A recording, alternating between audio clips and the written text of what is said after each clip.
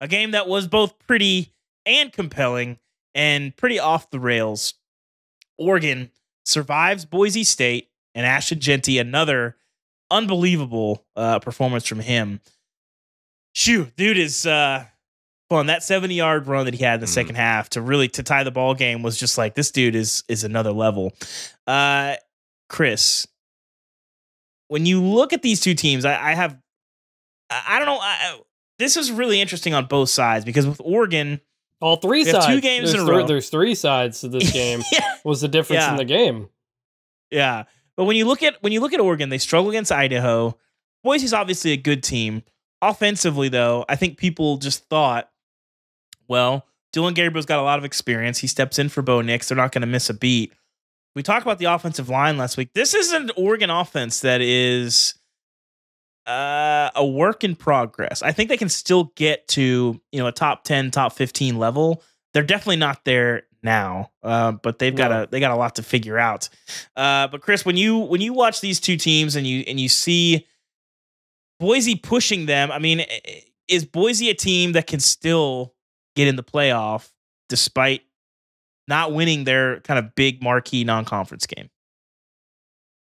Yes. Yeah, of course. Boise State, if you win the Mountain West, you're going to be in the mix. And I think that despite losing, this is a performance that everybody noticed. If you stayed up for it, if you have Peacock, if you stayed up for it, it was difficult.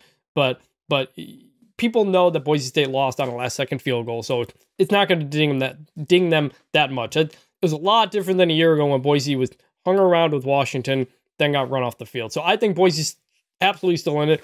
I think I might even say they're the favorite to win it. I know I have Northern Illinois ranked higher, but I've got Boise State in a position where if they keep doing what they're doing, they're probably going to be that group of 5 team in the college football playoff. If they don't allow 2 special teams touchdowns, they probably win this game.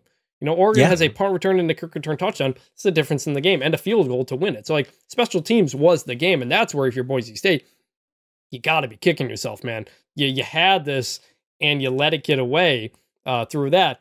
Oregon, 2 big problems with the offense. One, they've already allowed more sacks this year, 7, than they gave up in either of the last 2 seasons. There have only been 2 games this season. They've already allowed more sacks. That's a problem. The other is Dillon Gabriel is not fitting in this offense. He's got high efficiency numbers, but it's like a very Bo Nix style quick passes. He's a deep ball guy. That's what he was really good at. So they just kind of plugged him into the Bo Nix system. Not clicking yet. And now they got to go to Oregon State next week. I'll be there in Corvallis. Civil War. We'll see. Yeah. Damien, did anything stand out to you, especially along the Oregon front of kind of what's kept them from being an elite unit? I mean, they were lethal last year, running the ball, using Bo Nix well. Has anything stood out to you as something that's keeping them from kind of hitting their peak? I think Chris nailed it right on the head. I think it's that Dillon Gabriel just doesn't seem to fit very well in this scheme right now. Again, he is efficient. They're making big plays. They had a couple explosive plays on offense last night. They get the ball to the receivers. They eat up some yardage with chunk plays, but it still just doesn't seem like that high-powered, well-oiled machine that Oregon offenses usually are, right? You guys know what I'm saying? It just doesn't seem as fluid. It doesn't seem as smooth. And I don't really know why that is. I'm not in that locker room. I can't really tell you why that is, but what I can tell you is as I'm sitting here looking at it, I'm sure that the players can feel that too. Okay, we're having success, but obviously they weren't having very much. Well, let me say this. With the help of special teams, they had just enough success last night. Barely. With the help of special teams. But it's you're just not as efficient as you can be. And you can feel that. So I'm really interested to know, I wish I could ask some of the guys, how are you feeling about that? What is that feeling like? Because it's got to be uncomfortable to know that you've got a high-powered quarterback, you've got a high-powered system, but you're still producing. Like Chris said, it's efficient. He's not going out there. He's not throwing interceptions. He's not throwing a bunch of incompletions. He's not making a bunch of plays where we're looking at him oh, well, he's just not the guy. He doesn't look like Davis Warren out there.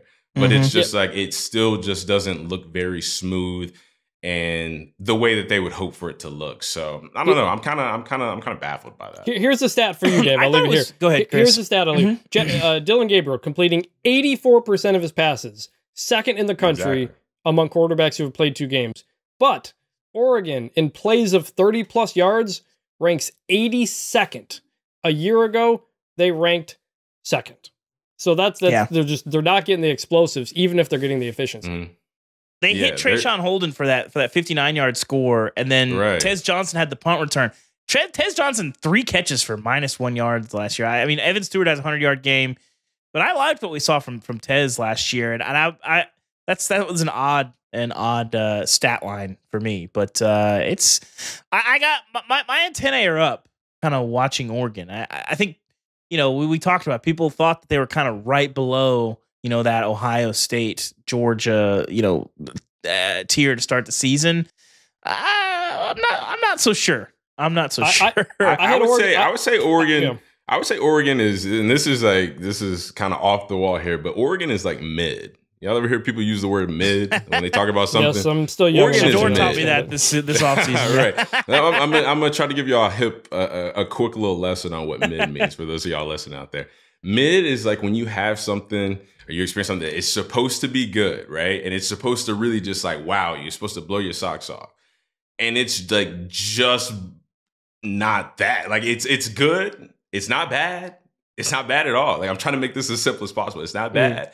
But it's just not like as wow as you want it to be. So therefore, you're just content. You're not happy. You're not excited. You're not over the top about it. You're just like, that's mid. You know what I mean? It's okay. I've got Oregon. I've got Oregon ranked. Oregon. Yeah, I've got Oregon ranked number 9. You think, hey, 9, not bad. Top 10 team. They were preseason number 3 for me, and most people. That's the problem. They're not as good as we thought they were going to be. Through 2 games now. This wasn't, one bad off against Idaho, we move on. This is 2 games in a row now. And I think Boise State's a good team and all. But Oregon just barely holding on to the top 10 right now. And I wouldn't blame people if you moved them out of there at this point. I've got them at 9, but they have been tumbling in a bad direction.